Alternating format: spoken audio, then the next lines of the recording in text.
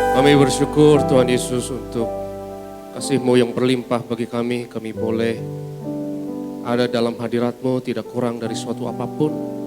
Karena pemeliharaan-Mu dan kuasa-Mu nyata bagi kami. Kami mau duduk diam di bawah kaki-Mu, dengar firman-Mu, rapi hamba-Mu ya Tuhan. Dengan urapan yang baru, dan biarlah Engkau yang teguhkan setiap firman dengan tanda kuasa dan mujizat. Urapi gembala sidang kami yang akan memimpin dalam tubuh darah Yesus. Dengan kuasa mujizat urapan yang baru. Dan kami percaya yang sakit disembuhkan, yang terikat dilepaskan, setiap kuk dipatahkan. Dalam nama Yesus kami berdoa, haleluya, amin, haleluya.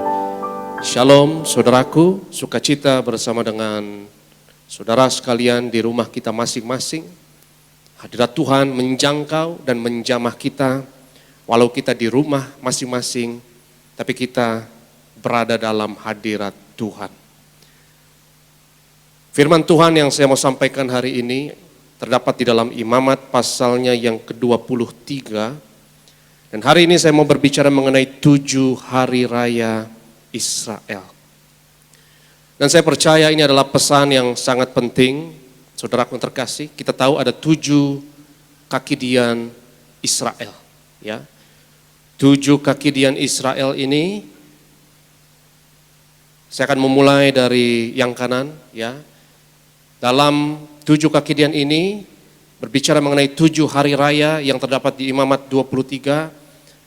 Terdapat, saudaraku yang terkasih, seluruh keputusan Tuhan. Dan kita mau belajar mengenai rencana Tuhan dalam menebus seluruh umat manusia dan merestorasi seluruh alam semesta ini. Dari 7 hari raya ini kita mau mengerti kalender Tuhan. Karena saya percaya kita berada di akhir zaman, kita berada di masa yang sulit, tetapi di masa sulit ini kita bukan tanpa pengharapan. Kita mau lihat saudaraku yang terkasih di dalam Imamat pasalnya yang ke-23 mulai dari ayatnya yang pertama.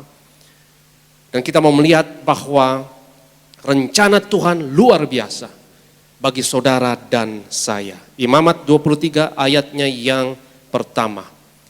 Tuhan berfirman kepada Musa, berbicaralah kepada orang Israel dan katakanlah kepada mereka, hari-hari raya yang ditetapkan Tuhan yang harus kamu maklumkan sebagai waktu pertemuan kudus, waktu perayaan yang kutetapkan adalah yang berikut.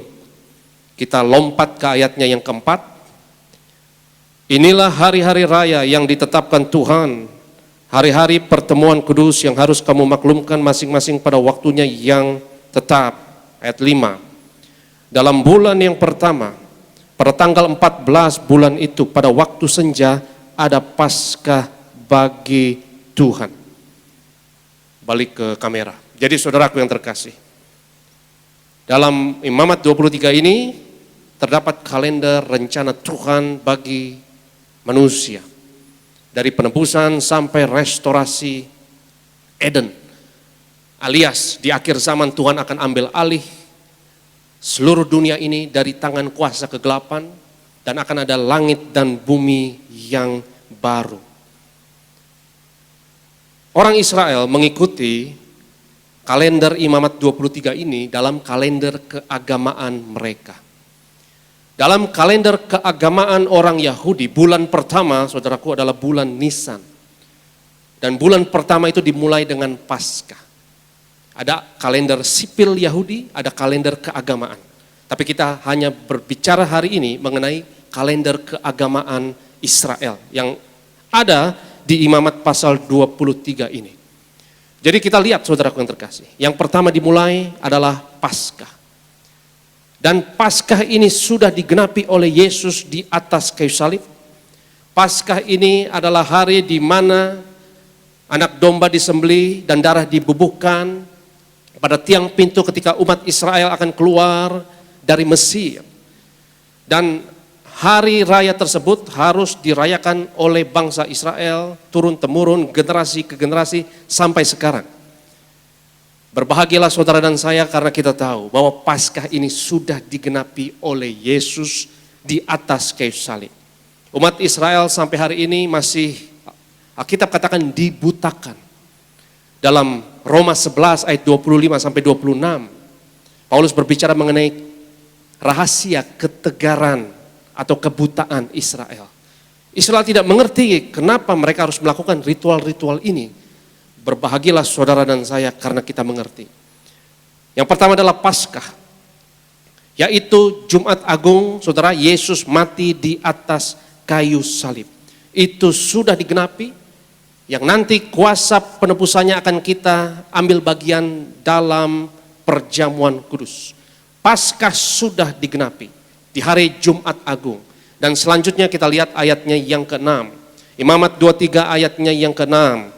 Dan pada hari yang ke-15 bulan itu, jadi Paskah itu 14 bulan Nisan, dan pada hari yang ke-15 besoknya, yaitu setelah Jumat tentu Syabat atau Sabtu, hari yang ke-15 bulan itu ada hari raya roti tidak beragi bagi Tuhan. 7 hari lamanya kamu harus makan roti yang tidak beragi, ayat 7.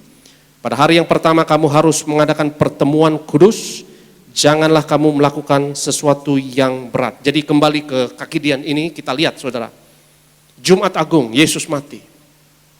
Hari Jumat malamnya, Jumat sore ia dikuburkan, saudaraku yang terkasih. Dan pada hari Sabtu itu orang Israel merayakan hari raya roti tidak beragi. Apa yang dimaksud dengan hari raya roti tidak beragi ini, saudaraku? Penguburan Yesus. Karena roti ini adalah tubuh Yesus yang tidak bercela, tidak bernoda, tanpa cela dan tanpa dosa. Dan tubuh Yesus dikuburkan di dalam bumi yang dirayakan dengan hari raya setelah Paskah tersebut, setelah Jumat Agung tersebut, setelah kematian anak domba yang sudah digenapi dalam kematian Yesus, yaitu hari raya roti tidak beragi. Coba kita lihat firman Tuhan yang terdapat di dalam Yohanes 12 ayatnya yang ke-24. Coba boleh ditampilkan. Yohanes pasal yang ke-12, 24. Aku berkata kepadamu, sesungguhnya jikalau biji gandum, Yesus menyebut dirinya dan tubuhnya sebagai biji gandum, tidak jatuh ke tanah dan mati, ia tetap satu biji saja.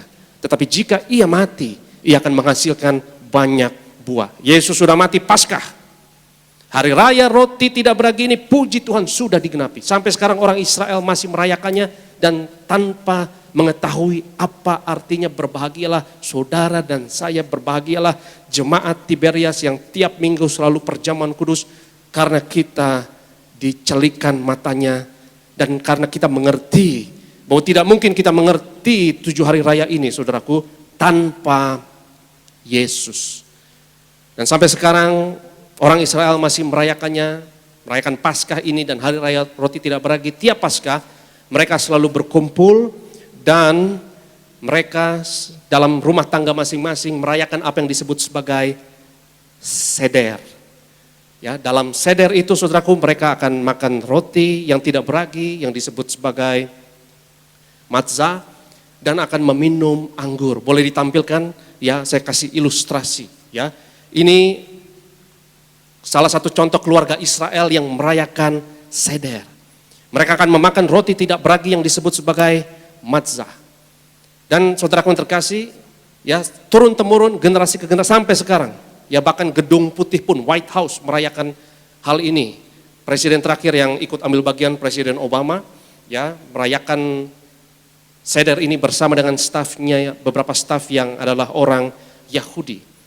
Ada satu bagian misterius yang saya mau bagikan kepada saudara mengenai perayaan seder ini, dan saudara bisa Google hal ini, dan Wikipedia juga ensiklopedia yang akurat dalam menjelaskan mengenai seder ini.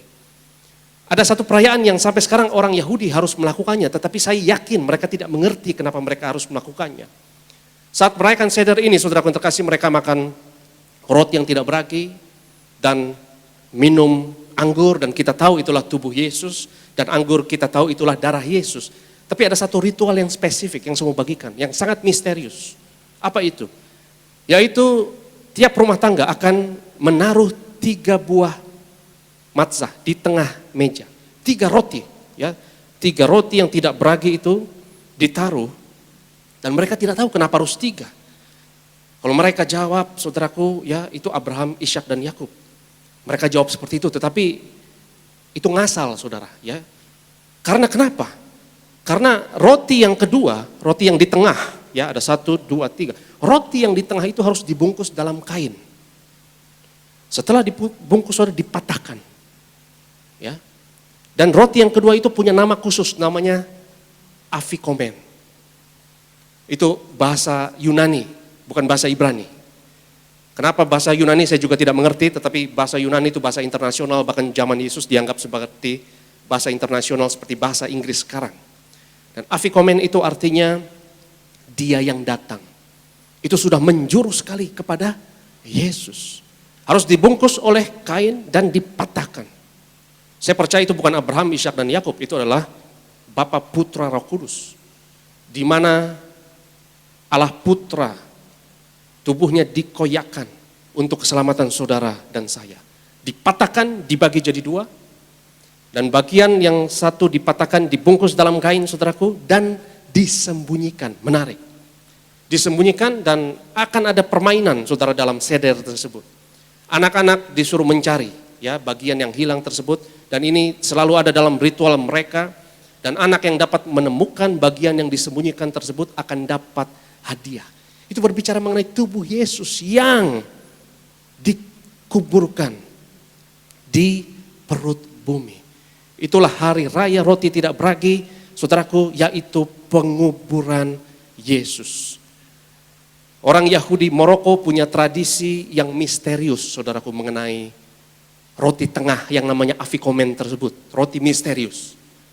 Orang Yahudi Maroko yang banyak dari mereka pelaut percaya bahwa roti tengah itu, ya, mereka simpan dan mereka percaya kalau ada badai di laut, ya, mereka lempar roti tersebut dan badai pasti hilang. Itu suatu hal yang mistis, saudara yang terkasih, ya, yang tentu tidak saya anjurkan, ya, karena mereka tidak tahu apa maksud dari roti yang adalah tubuh Yesus.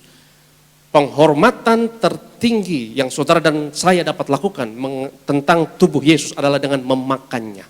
Ya, kita makan tubuh Yesus dan minum darah Yesus.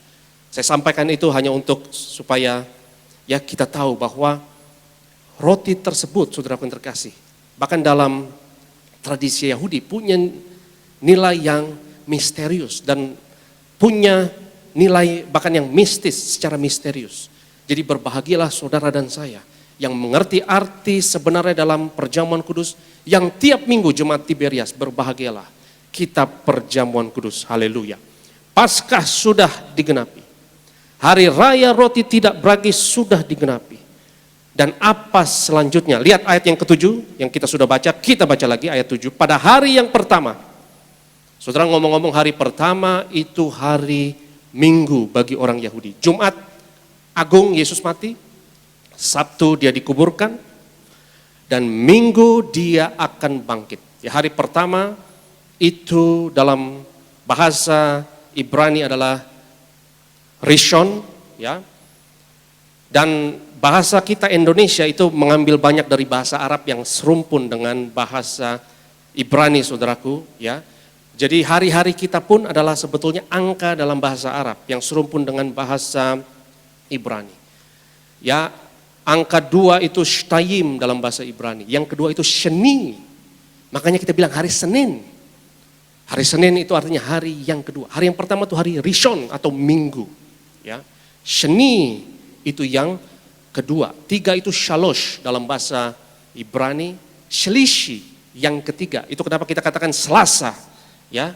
Selasa itu artinya hari yang ketiga. Arba 4, Revi'i yang keempat. Kita bilang Rabu, ya, itu hari yang keempat. Kamis itu 5, Hamishi itu yang kelima. Kita bilang hari Kamis. Ya, kalau Jumat itu bukan angka, saudara. Jumat adalah hari kehormatan untuk saudara kita umat Muslim, ya, di mana mereka berjemaah. Itu kenapa hari Jumat untuk mereka beribadah. Dan hari Minggu bahasa Portugis kehormatan untuk kita orang Kristen, hari Tuhan, Domingus, ya. Jadi Jumat dan Minggu bukan angka, tapi hari yang lainnya adalah angka. Jadi saudara yang terkasih, pada hari Minggu apa yang harus kita lakukan, apa yang terjadi, lihat ayat yang ke-8, Imamat 23 ayat yang ke-8. Kamu harus mempersembahkan korban api-apian kepada Tuhan 7 hari lamanya. Pada hari yang ke-7 haruslah ada pertemuan kudus. Janganlah kamu melakukan sesuatu pekerjaan berat. 9. Tuhan berfirman kepada Musa. Setiap ada kata frasa Tuhan berfirman kepada Musa, ada tema yang baru. Ayat 10.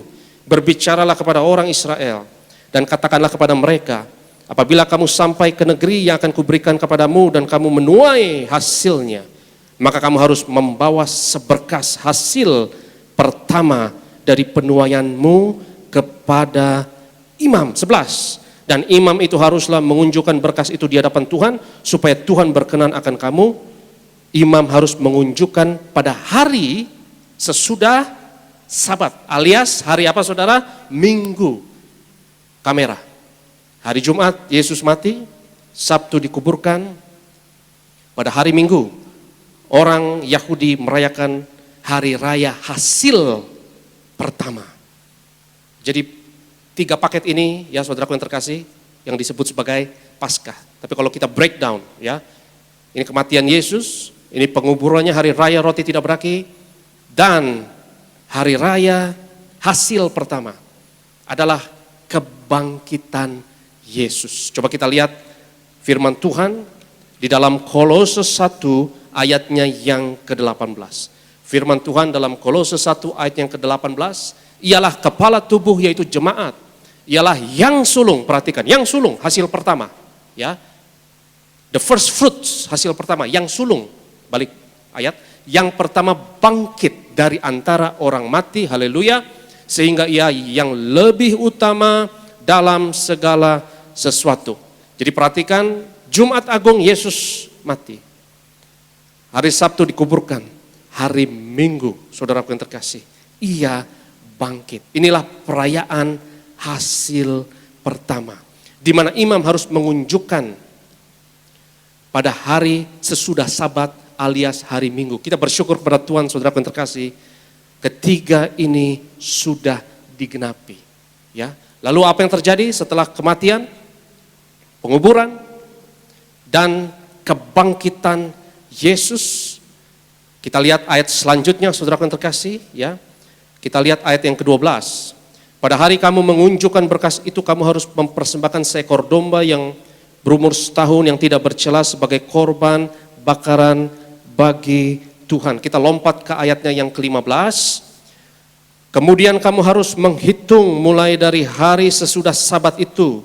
Hari sesudah Sabat saya ingatkan adalah hari Minggu, yaitu waktu kamu membawa berkas persembahan unjukan, harus ada genap 7 minggu. Ya, jadi berapa hari 7 minggu? 7 kali 7 alias 49. 16. Sampai pada hari sesudah Sabat yang ke-7, kamu harus hitung 50 hari. Lalu kamu harus mempersembahkan korban sajian yang baru kepada Tuhan. Haleluya. Jadi Jumat Agung Yesus mati, ia dikuburkan, dia bangkit, dan harus menunggu selama 7 minggu plus 1 hari alias 50 hari alias saudara yang terkasih Pentakosta. Alias hari yang ke-50 dalam bahasa Ibrani-nya Shavuot, yaitu hari yang ke-50. Di mana di hari yang ke-50 ini bangsa Israel juga akan memberi hasil yang pertama lagi, tetapi ini adalah dengan saudaraku yang terkasih nuansa yang berbeda. Di hari yang ke-50 ini akan ada penuaian yang besar. Coba kita lihat ke ayat yang ke-21, lompat ke ayat 21, Imamat 23 ayat 21. Pada hari itu juga kamu harus mengumumkan hari raya dan kamu harus mengadakan pertemuan kudus. Janganlah kamu melakukan sesuatu pekerjaan berat. Itulah suatu ketetapan untuk selama-lamanya di segala tempat kediamanmu turun-temurun. Pada waktu kamu menuai dua-dua hasil tanahmu, janganlah kau sabit ladangmu habis-habis sampai ke tepinya, dan janganlah kau pungut apa yang ketinggalan dari penuaianmu. Saudaraku yang terkasih, Yesus mati, Yesus dikuburkan, hari raya roti tidak beragi, Yesus bangkit di hari raya hasil pertama. Dan kita tahu Yesus naik ke surga di pertengahan, lalu Roh Kudus turun hari yang ke-50, hari Shavuot, yaitu penuaian besar-besaran. Ya, dan bangsa-bangsa dituai. Di Indonesia, puji Tuhan, ada penuaian besar-besaran yang bernama Gereja Tiberias Indonesia, di mana saudara adalah bagiannya. Yang percaya katakan amin. Dan bangsa-bangsa di seluruh dunia dituai. Bangsa Israel sampai sekarang masih tegar, tenguk, masih dibutakan. Tapi bangsa-bangsa di seluruh dunia dituai, Roh Kudus turun dan Injil diberitakan di seluruh dunia. Saudaraku yang terkasih, kita masih berada di lilin yang keempat ini, Pentakosta. Karena dari lilin yang keempat Pentakosta ini ke hari raya selanjutnya ada jedah. Dan jedah ini sudah 2000 tahun lamanya. Karena hari raya selanjutnya, saudaraku yang terkasih, belum digenapi. Dan yang saudara dan saya nantikan sebagai gereja Tuhan hanya hari raya berikutnya ini. Hari raya selanjutnya, mari kita lihat firman Tuhan ayatnya yang ke-23. Imamat 23 ayatnya yang ke-23. Tuhan berfirman kepada Musa, katakanlah kepada orang Israel begini, dalam bulan yang ke-7, jadi perhatikan Paskah itu bulan yang pertama bagi kalender keagamaan mereka, bulan itu dimulai dengan Paskah yaitu Nisan, pada bulan yang ke-7, ya, jadi agak lama selang waktunya dari Pentakosta. Dalam bulan yang ke-7 pada tanggal 1 bulan itu, kamu harus mengadakan hari perhentian penuh yang diperingati dengan meniup serunai, yakni hari pertemuan kudus. Jadi saudara yang terkasih, setelah Pentakosta yang kita nantikan adalah sangkakala berbunyi. Hari raya sangkakala Rosh Hashanah. Saya sengaja menyebut sangkakala karena jujur saya tidak mengerti apa itu serunai, saudara. Lalu saya Google di Kamus Besar Bahasa Indonesia, serunai itu istilah Melayu, Malay, yang artinya seruling. Dan saya kurang suka seruling, saudaraku saya. Ya, sangkakala lebih maco, ya. Sangkakala lebih gagah, ya. Saya tidak bisa bayangkan penghulu malaikat di surga ketika kita diangkat seruling berbunyi, saudara. Enggak banget, saudara, ya, enggak banget. Jadi saya lebih pilih sangkakala lebih gagah, ya. Sangkakala berbunyi, saudara dan saya diangkat ke awan-awan. Di rumah masing-masing katakan amin. Kita akan diangkat ke awan-awan dan jedahnya ini sudah 2000 tahun lebih. Ketika Tuhan menyelamatkan, enggak pakai lama, ya. Tapi ketika Tuhan akan menghakimi, Tuhan jedah lama. Karena dia tidak mau satu orang pun binasa. Saudaraku yang terkasih, kita nantikan nanti trompet sangkakala berbunyi. The Feast of Trumpets. Ya, hari raya sangkakala, bukan seruling. Maaf saudara, ya. Jadi saya kurang suka serunai ini, ya. Sangkakala lebih tepat, ya, atau trompet. Apa yang dikatakan oleh Alkitab mengenai peniupan sangkakala ini, kita lihat firman Tuhan 1 Tesalonika 4 ayat 16 sampai 17. 1 Tesalonika 4 ayat 16 sampai 17. Sebab pada waktu tanda diberi, yaitu pada waktu penghulu malaikat berseru dan sangkakala Allah berbunyi, perhatikan, maka Tuhan sendiri akan turun dari sorga, dan mereka yang mati dalam Kristus akan lebih dahulu bangkit. 17. Sesudah itu kita yang hidup, yang masih tinggal akan diangkat bersama-sama dengan mereka dalam awan, catat dalam awan, menyongsong Tuhan di angkasa. Jadi ini bukan kedatangan Tuhan, saudaraku, ini pengangkatan. Demikianlah kita akan selama-lamanya bersama-sama dengan Tuhan. Jadi Tuhan tidak menjejakkan kakinya di Bukit Zaitun, itu kedatangan Yesus yang kedua kali. Pengangkatan beda dengan kedatangan Yesus yang kedua. Tuhan di awan-awan, Yesus di awan-awan menjemput saudara dan saya. Yang percaya katakan amin. Jadi perhatikan, Yesus mati Paskah, ia dikuburkan hari raya roti tidak beragi, lalu besoknya ia bangkit hari raya hasil pertama yang sulung, yang pertama yang bangkit dari antara orang mati, lalu selang 50 hari, hari yang ke-50 Roh Kudus turun, penuaian besar-besaran, bangsa-bangsa dituai dalam kerajaan surga. Selanjutnya kita tidak tahu kapan, saudaraku, Rosh Hashanah. Ngomong-ngomong, Rosh Hashanah ini hari raya Sangkakala baru 20 September kemarin. Ya. Tapi menarik untuk kita lihat bahwa Yesus mati tepat Paskah, nggak lebih nggak kurang, tepat. Yesus dikuburkan tepat hari raya roti tidak beragi, tidak lebih tidak kurang. Ya. Yesus bangkit tepat di hari raya hasil pertama, hasil sulung, tepat. Dan Roh Kudus turun tepat, nggak lebih nggak kurang di hari raya Shavuot, hari raya yang ke-50 Pentakosta. Pertanyaan 1 miliar rupiahnya adalah, saudaraku yang terkasih, apakah nanti pengangkatan tepat di hari Sangkakala, Rosh Hashanah? Saya kasih jawaban 1 miliar rupiah, gua kagak tahu, saudara. Ya. Tetapi saudaraku yang terkasih, saya percaya, ya, kita harus siap setiap saat. Yang setuju katakan amin. Siap setiap saat. Tapi kalau Rosh Hashanah tiba, mungkin nggak ada salahnya juga, ya, double ready. Ya. Kita harus siap setiap saat. Tetapi saudaraku yang terkasih, ya, kita tidak tahu kapan pengangkatan tersebut. Apakah Tuhan akan mengikuti kalender ini sama seperti Paskah, lalu penguburan dan kebangkitannya dan Pentakosta, ya, kita tidak tahu, tapi kita harus siap setiap saat. Dan inilah yang satu-satunya hari raya yang saudara dan saya nantikan adalah pengangkatan. Hari raya Sangkakala, trompet Sangkakala itu berbunyi. Yang dua ini setelahnya saya berdoa, saudara dan saya sudah tidak ada lagi di bumi. Saya berdoa kita ambil bagian dalam gelombang pertama. Kita diangkat. Karena yang dua berikutnya murka Allah dicurahkan. Kita lihat ayatnya yang ke-26. Imamat 23:26. Tuhan berfirman kepada Musa. Setiap ada frasa kalimat ini ada tema baru. 27. Akan tetapi pada tanggal 10 bulan yang ke-7 itu ada hari pendamaian. Yom Kippur dalam bahasa Ibrani.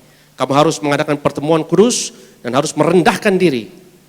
Ini satu-satunya perayaan yang gak boleh happy-happy, gak boleh joyful-joyful, harus merendahkan diri. Dengan berpuasa dan mempersembahkan korban api-apian kepada Tuhan. 28. Pada hari itu janganlah kamu melakukan sesuatu pekerjaan, itulah hari pendamaian, Yom Kippur. Yom Hadin dalam istilah lainnya.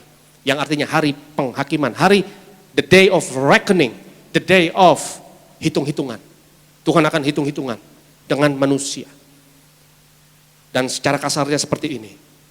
Buat manusia yang menolak Yesus dan darah Yesus, mereka harus membayar dengan darahnya sendiri. Berbahagialah saudara dan saya yang ditebus dan dibasuh oleh darah Yesus. Tapi mereka yang menolak darah Yesus akan membayarnya dengan darahnya sendiri. Karena mereka tidak menerima darah anak domba. Lihat ayat 29. Karena setiap orang yang pada hari itu tidak merendahkan diri dengan berpuasa, haruslah dilenyapkan dari antara orang-orang sebangsanya. Jadi saudara terkasih, kita ada di sini, ya. Kita ada di tengah-tengah dari perayaan yang keempat sampai yang kelima. Yang kita nantikan yang kelima, dan orang percaya diangkat kawan-kawan. Dan pada hari itu saudaraku, di hari raya selanjutnya ada kesesakan besar, Jacob's trouble, ya, kesusahan Israel. Ya, Israel ketinggalan tentu saja. Anak-anak Tuhan, orang percaya ditinggal. Ya, kitab Wahyu menceritakan mengenai hal itu di akhir zaman. Bagaimana antikristus akan berkuasa dan sebagainya. Dari itu saudaraku adalah cawan murka Allah ditumpahkan. Ya, ini adalah hari Yom Hadin, Yom Kippur, hari hitung-hitungan. Ya, yaitu hari penghakiman. Dan berbahagialah saudara dan saya yang menerima darah pengampunan dosa. Yang menerima cawan pengampunan dosa. Karena cawan selanjutnya bukan cawan yang kita inginkan, yaitu cawan murka Allah di hari penghakiman tersebut. Apa yang terjadi sesudah hari pendamaian tersebut? Ya, yaitu saudara yang terkasih, coba kita lihat lagi ayat 32, masih mengenai hari pendamaian 32. Itu harus menjadi suatu sabat, hari penghentian penuh bagimu, dan kamu harus merendahkan diri dengan berpuasa. Mulai pada malam tanggal 9 bulan itu, dari matahari terbenam sampai matahari terbenam, kamu harus merayakan Sabatmu. Jadi kita lihat Yom Hadin alias Yom Kippur adalah satu-satunya perayaan yang nggak boleh sukacita, ya. Karena ini kesesakan besar terjadi, penghakiman besar terjadi. Lalu selanjutnya ayat 33 yang terakhir. Tuhan berfirman kepada Musa, katakanlah kepada orang Israel begini, pada hari yang ke-15 bulan yang ke-7 itu ada hari raya pondok daun bagi Tuhan 7 hari lamanya. Ya, karena waktu saya simpulkan. Saudaraku yang terkasih, setelah penghakiman, kesesakan besar, Tuhan akan datang kembali. Pondok daun. Dan orang Israel akan tinggal di pohon-pohon. Inilah Wahyu 21, Wahyu 22. Ya, langit dan bumi yang baru. Ada pohon kehidupan. Di Taman Eden hanya satu pohon kehidupan. Tapi di Wahyu 22, perhatikan, pohon kehidupan dalam bentuk jamak. Pohon-pohon kehidupan. Ada sungai kehidupan yang mengalir. Tuhan akan mondok selama-lamanya dengan manusia. Tuhan akan tinggal selama-lamanya dengan manusia. Langit dan bumi yang baru. Boleh tampilkan slide yang terakhir, saya simpulkan saudara yang terkasih. Dalam 7 hari raya ini kita mengerti kalender Tuhan jadinya. Ya, yang pertama adalah Paskah, lalu hari raya roti tidak beragi, yang adalah kematian, penguburan Yesus. Yang ketiga kebangkitan Yesus hari pertama. Dan yang keempat Pentakosta. Dan saudara dan saya sekarang kita berada di antara yang keempat, yang kelima. Dari Pentakosta sampai sangkakala berbunyi nanti ini sudah, saudaraku yang terkasih, jedahnya sudah 2020 tahun kira-kira. Kalau kalender Masehi kita. Ya. Lalu setelah pengangkatan sangkakala berbunyi, 6 pendamaian. Hari raya penghakiman, hari raya hitungan. Dan yang ketujuh yang terakhir pondok daun, langit dan bumi yang baru. Tuhan akan mondok selama-lamanya dan merampas langit dan bumi ini saudara dari tangan kuasa kegelapan dan akan berkuasa selama-lamanya. Saudara dan saya yang percaya akan memerintah bersama Yesus. Itu end game kita. Game over. Tuhan tinggal bersama kita dan kita memerintah bersama-sama Yesus. Haleluya. Saudara sudah siap perjamuan kudus? Sebelum kita perjamuan kudus, mari kita bangkit berdiri. Mari bersyukur. Saudara dan saya bukan bagian yang terhilang, tapi bagian yang ditebus, yang percaya, yang diberinya kuasa menjadi anak-anak Allah. Mari kita sembah Yesus, angkatlah wajah, Rajamu tiba. Haleluya. Angkatlah wajah, Rajamu tiba. Rajamu tiba, tunduk dan sembah dan nyanyilah.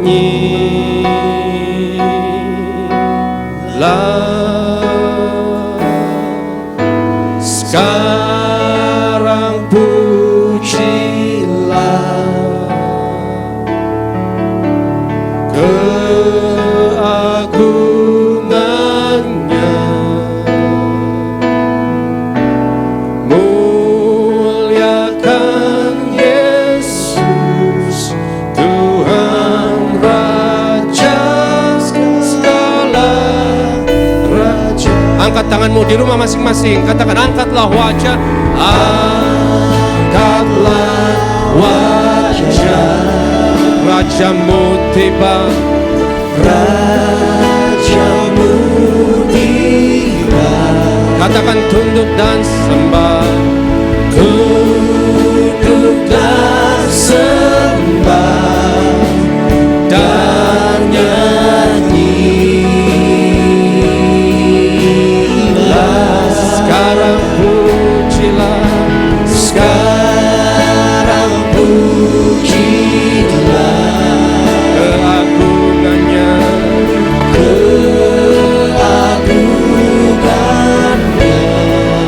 muliakan Yesus, muliakan Yesus, Tuhan Raja segala raja.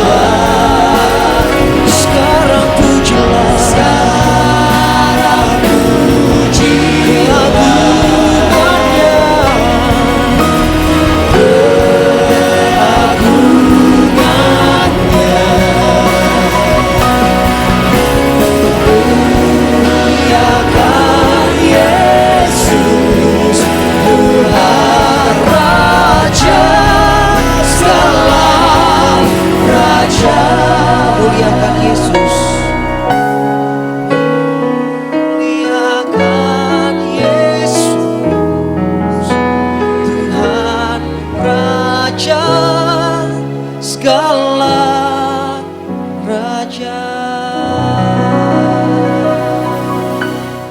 Tiba saatnya kita akan segera masuk dalam sakramen perjamuan kudus, dipimpin langsung oleh Gembala Sidang Gereja Tiberias Indonesia, Gembala Martir Bapak Pendeta Dr. Yesaya Pariaji, Ibu Pendeta Darniati Pariaji. Siapkan hati kita, percayalah, mujizat pasti terjadi. Yesus,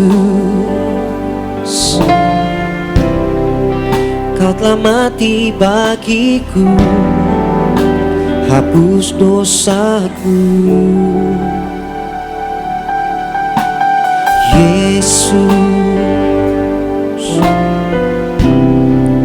Kau telah bangkit dari maut, beri kemenangan.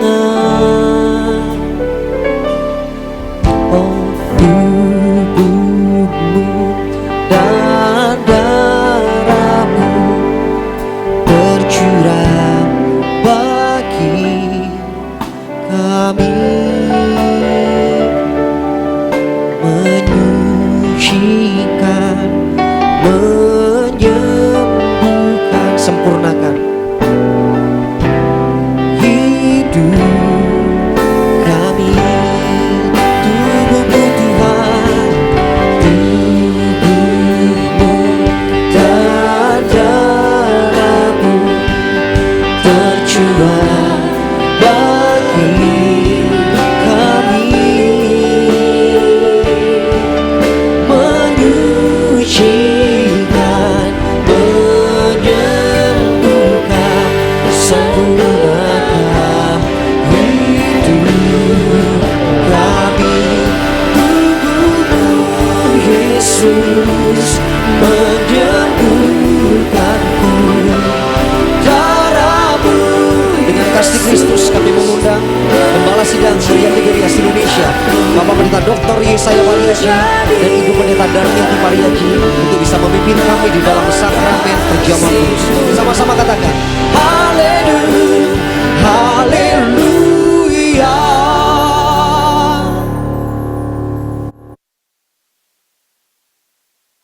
Kita akan masuk perjamuan kudus. Kita baca ayat pertama di mana minyak anggur tidak dirusakkan. Saya punya iman termasuk tidak dirusakkan oleh corona. Maka kita baca di Wahyu pasal 6, 68. Wahyu 6 ayat 6 sampai 8. Dan aku mendengar seperti ada suara di tengah-tengah keempat makhluk itu berkata, secupak gandum sedinar dan 3 cupak jelai sedinar, tetapi janganlah rusakkan minyak dan anggur itu. Dan ketika anak domba itu membuka materai yang keempat, aku mendengar suara makhluk yang keempat berkata, mari. Dan aku melihat, sesungguhnya ada seekor kuda hijau kuning dan orang yang menungganginya bernama Maut, dan kerajaan maut mengikutinya. Dan kepada mereka diberikan kuasa atas 1/4 dari bumi untuk membunuh dengan pedang dan dengan kelaparan dan sampar dan dengan binatang-binatang buas yang di bumi. Demikian firman Tuhan.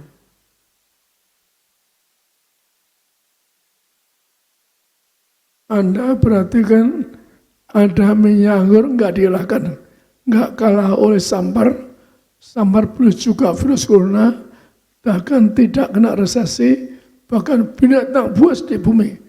Artinya corona juga virus ini binatang lebih buas daripada binatang karena bisa mendunia. Semoga bisa dapat siapa yang melontarkan virus corona. Saya doa supaya segera bisa dibuka yang melontarkan virus corona. Maka itu saya sama beranda yang ada minyak anggur enggak dirusakkan. Ada virus corona, ada binatang buas, sampar, Anda modalnya minyak anggur. Karena apa? Artinya gambarkan tidak pernah dirusakkan. Tuhan gambarkan perintah kepada saya, tugas saya mengembalikan kuasa minyak anggur yang tidak dirusakkan. Maka itulah kalau Anda perlu apa-apa, bisa ngambil minyak anggur yang kami duakan di mimbar ini, yaitu di Cempaka Mas E89. Bisa telepon Aristo, telepon Pak David, telepon juga Jeffrey. Maka sudah banyak bersaksi, ada yang disembuhkan, tapi yang ambil jangan yang sakit, karena sakit menular. Ada yang jaga di sana, gratis, nggak perlu bayar, saudara. Jadi, artinya betapa Anda penting ada miyanggur. Saya punya iman menang. Karena apa? Karena orang mati saja bangkit dengan miyanggur. Orang di L5 tumor di samping bayi pun diputus mati, saya kirim perjangkrus, saksi di Jakarta sembuh. Demikian juga orang di Australia. Artinya betapa kuasa bangkit orang mati, kuasa lawan corona pasti bisa. Iman saya, karena perintah Tuhan mengembalikan kuasa yang besar. Maka kita baca di sini di dalam Yohanes 6, 25-27. Yohanes 6 ayat 25-27. Ketika orang banyak menemukan Yesus di seberang laut itu, mereka berkata kepadanya, "Rabi, bila mana engkau tiba di sini?" Yesus menjawab mereka, "Aku berkata kepadamu, sesungguhnya kamu mencari aku bukan karena kamu telah melihat tanda-tanda, melainkan karena kamu telah makan roti itu dan kamu kenyang. Bekerjalah bukan untuk makanan yang akan dapat binasa, melainkan untuk makanan yang bertahan sampai kepada hidup yang kekal, yang akan diberikan Anak Manusia kepadamu, sebab dialah yang disahkan oleh Bapa Allah dengan materainya." Demikian firman Tuhan. Jadi kalau Anda terima tubuh darahnya, Anda akan bangkit hari kiamat, terbang ke surga. Tapi ada saatnya bahwa Anda jangan terlalu duniawi, tapi cari mujizat, karena di balik perjuangan ada kuasa, ada mujizat besar, termasuk mujizat yang utama agar Anda bangkit hari kiamat, terbang ke surga.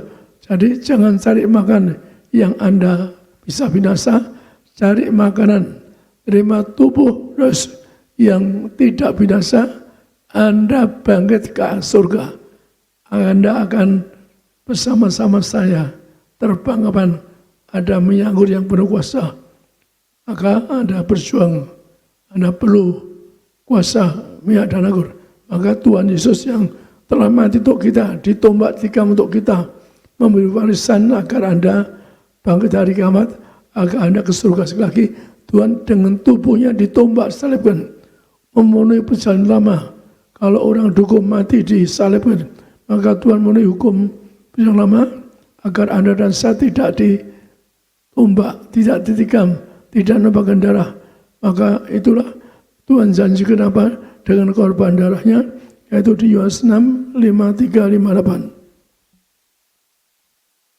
Yohanes 6 ayat 53 sampai 58. Maka kata Yesus kepada mereka, "Aku berkata kepadamu, sesungguhnya jikalau kamu tidak makan daging Anak Manusia dan minum darahnya, kamu tidak mempunyai hidup di dalam dirimu. Barang siapa makan dagingku dan minum darahku, ia mempunyai hidup yang kekal, dan aku akan membangkitkan dia pada akhir zaman. Sebab dagingku adalah benar-benar makanan, dan darahku adalah benar-benar minuman. Barang siapa makan dagingku dan minum darahku, ia tinggal di dalam aku, dan aku di dalam dia. Sama seperti Bapa yang hidup mengutus aku, dan aku hidup oleh Bapa, demikian juga barang siapa yang memakan aku akan hidup oleh aku. Inilah roti yang telah turun dari sorga, bukan roti seperti yang dimakan nenek moyangmu dan mereka telah mati.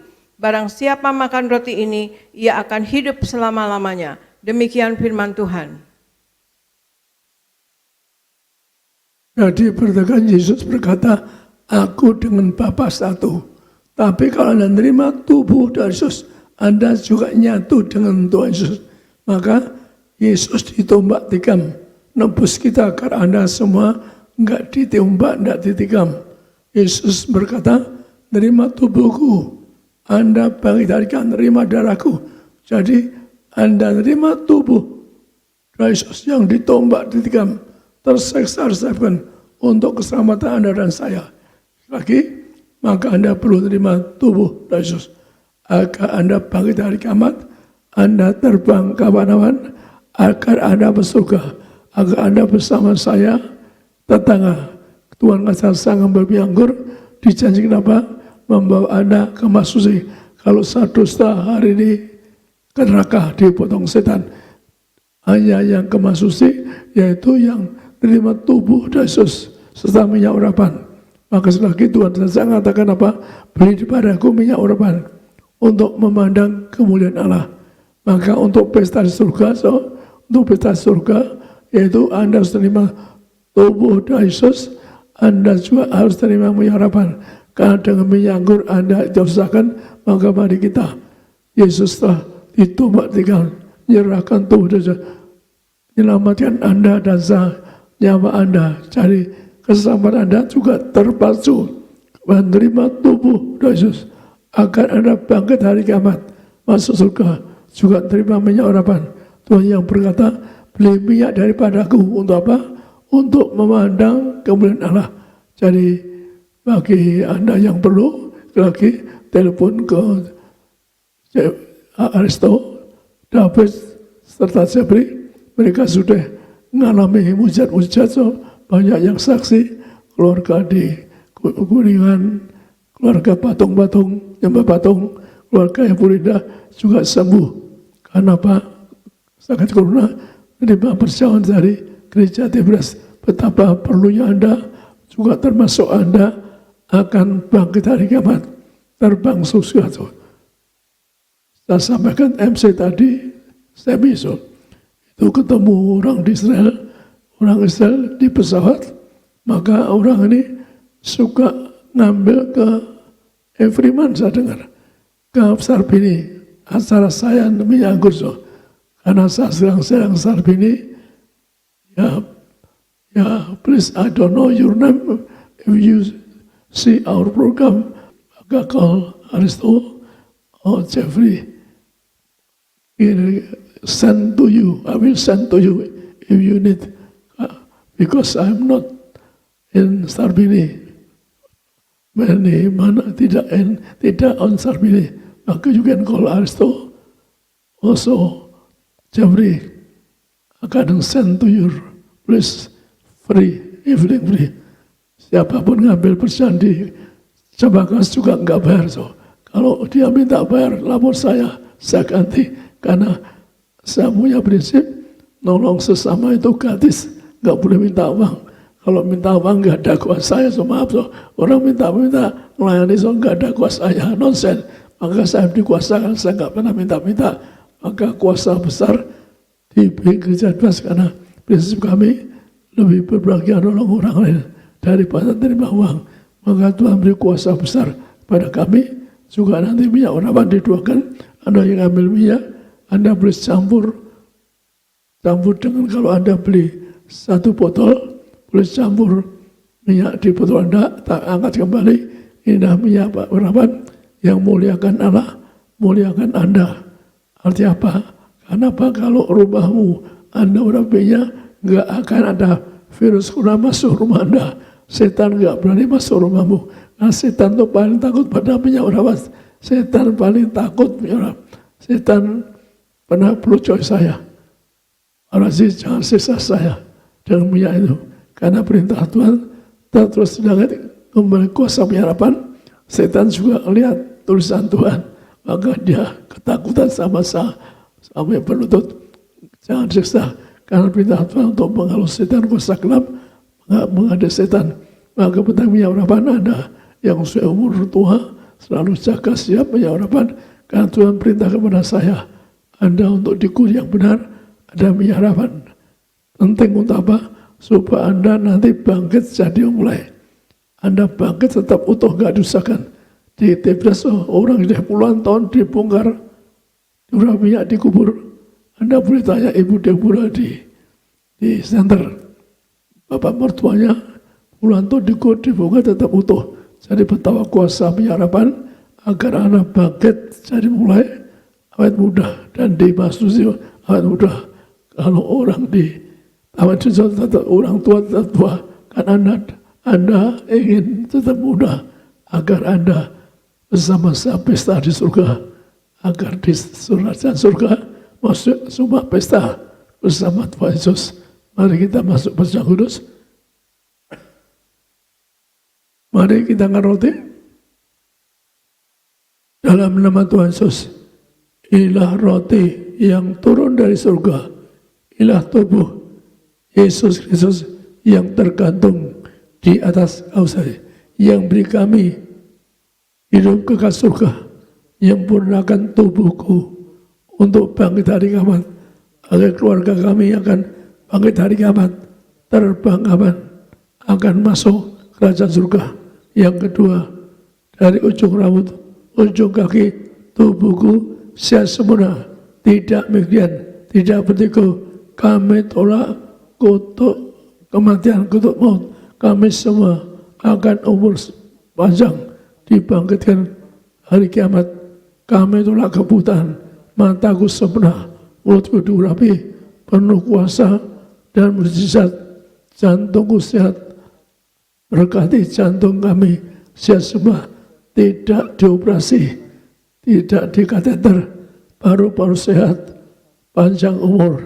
Kami tolak bisu operasi, penserangan semua, ginjalku diurapi sempurna, umur kami, ginjal kami akan umur panjang.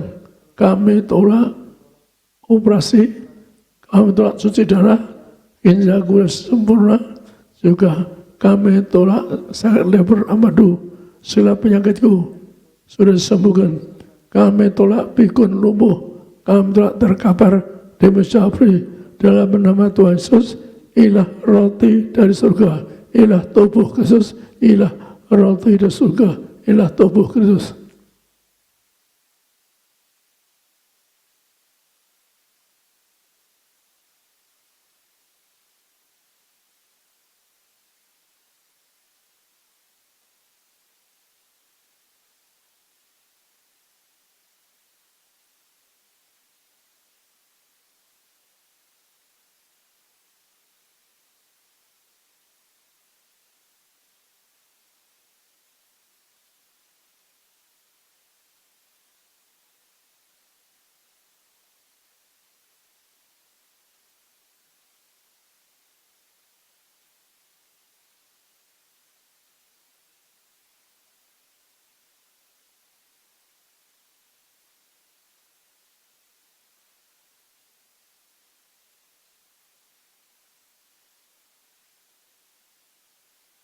Kita angkat cawan ini dalam nama Tuhan Yesus.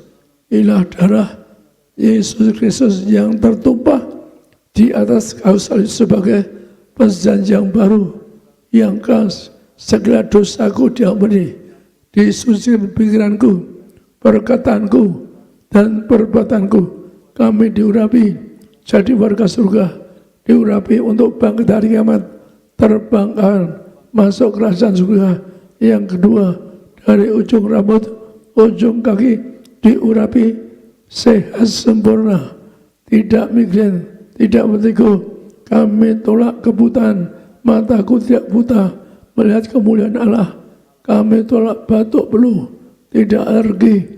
Kami tolak alergi, mulutku diurapi, penuh kuasa, penuh kemuliaan. Jantungku sehat, tidak akan dioperasi, paru-paru sehat sempurna, paru-paru sehat, jantung sehat, tidak kanker, tidak tumor. Kami doa, tidak terkapar di meja operasi, tidak terkapar di rumah sakit, tidak terkapar di ICU, tidak pikun, tidak lumpuh, tidak koma. Kami doa, kami tolak virus corona. Yang 50 jam ini kami doa, kami tolak virus corona. Kami bebas dari virus corona. Siapapun terima jam ini, bebas ke kami dari virus corona. Anda semua doa, sebut sakit Anda masing-masing. Anda doa sakit Anda, Tuhan kami doa dengan tubuh darahmu kami disembuhkan.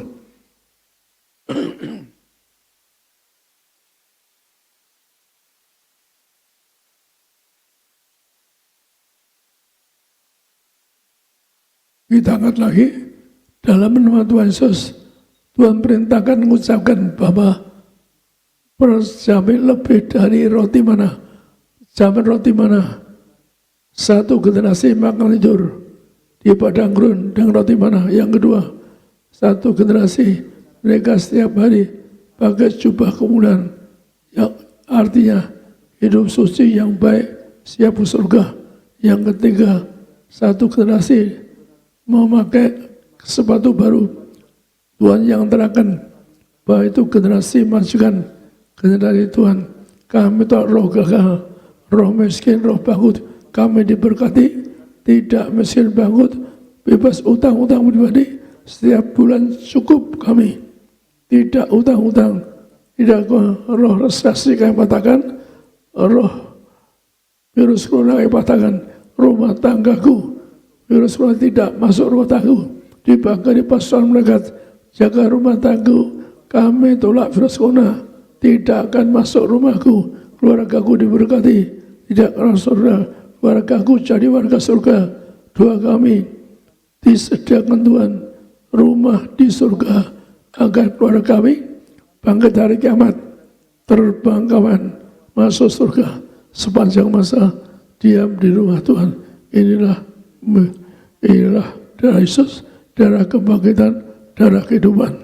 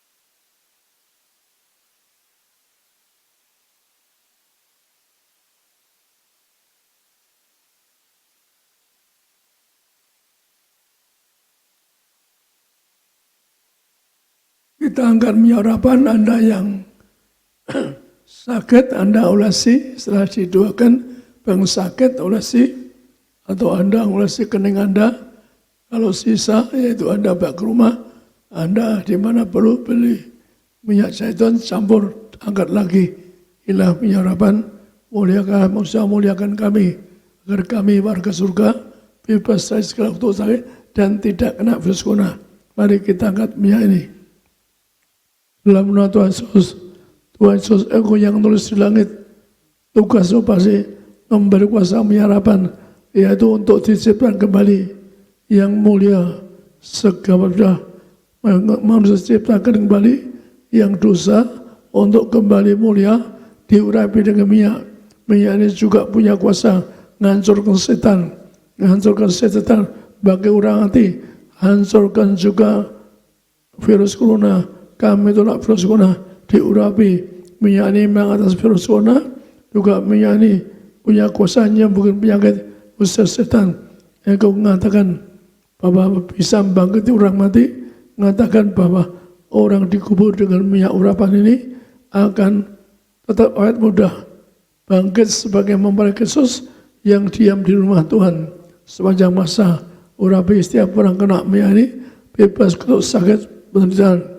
Rumah diurapi minyak ini, tidak ada virus corona masuk rumah tangga mereka, diurapi. Setiap orang kena minyak urapan ini, bebas dari virus corona, bebas dari kuasa setan, kuasa gelap. Inilah minyak urapan. Muliakan Allah dan muliakan Anda semua.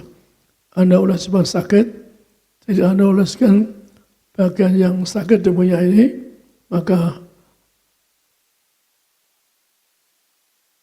lagi Anda boleh dalam minyak urapan.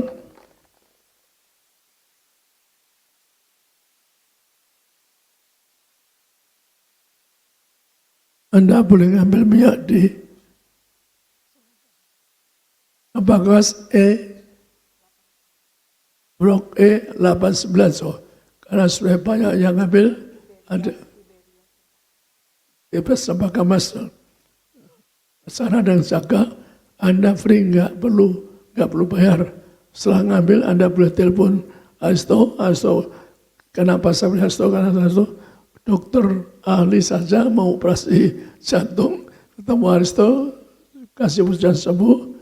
Juga ada orang perdana saja cari saya bersaksi disembuhkan sama Aristo. Lebih dapat itu enggak terhitung di Singapura orang ginjal tinggal sepotong saja dikasih pujian Pak David sembuh. Juga orang lumpuh ada sembuh. Orang dari Penang telepon saya, Pak Kesmanto, yaitu telepon Pak David, bebas operasi, cari saya ngasih persembahan, 2 juta. Kenapa ini, untuk apa?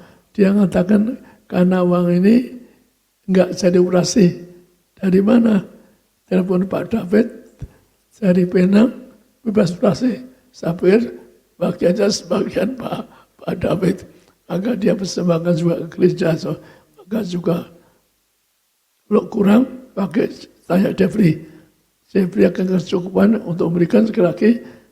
Semi yang MC, Anda usahakan orang Israel yang dulu minta sering ngambil di Sabini, pernah ketemu yuk, boleh telepon, yaitu saya kirim gratis minyak dan anggur. Kasihan kalau dia jauh-jauh mau ketemu saya nggak bisa, maka boleh dikirim ke sana. Dalam harapan Anda jaga rumahmu dengan minyak, enggak kan ada virus corona, atau katakanlah Anda selalu sediakan udah umur 60 lebih, Anda boleh simpen 1 botol, pesan keluargamu, kalau sampai terjadi sesuatu, urapi minyak. Untuk apa? Untuk awet muda, untuk bangkit jadi Kristus, untuk nanti sepanjang masa diam di rumah. Inilah biarkan muliakan Anda, muliakan Allah. Tuhan kasih senjata ini, setan-setan berlutut kaki saya. Pak Paksi, jangan sah-sah. Kan setan ikut baca tulisan Tuhan yang punya perintah berasa untuk mengembalikan pemeliharaan. Dalam pemeliharaan Anda boleh ngambil di Cempaka Mas. Inilah pemeliharaan. Amin. Kembali Aristo. Mari kita satu di dalam doa. Kami bersyukur Tuhan Yesus, kami sudah bersatu dengan tubuh darah-Mu. Engkau ada dalam kami, kami dalam Engkau. Luputkan ya Tuhan setiap kami, keluarga kami dari segala mara bahaya, dari segala malapetaka, dari segala virus. Kami dan keluarga kami diluputkan dalam nama Yesus. Berkati gereja-Mu, berkati gembala dan ibu, Tuhan beri umur panjang, kesehatan, berkati hamba-hamba-Mu yang melayani di seluruh cabang gereja Tiberias. Kami doa lewat pelayanan Tiberias, bilangan orang benar di Indonesia terus bertambah, Indonesia diberkati, dimenangkan untuk tuayan di akhir zaman.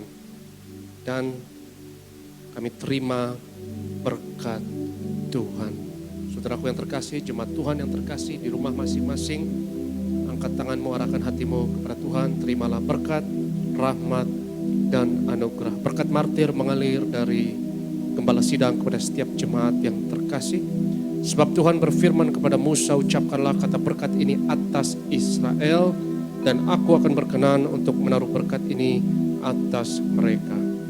Yevarecha Adonai, Vayish merecha, Yair Adonai panav elecha, Vichun necha, Yisa Adonai panav elecha, V'yashem necha shalom. Tuhan memberkati engkau dan Tuhan melindungi engkau. Tuhan menyinarkan wajahnya atasmu dan memberi kepadamu kasih anugerah.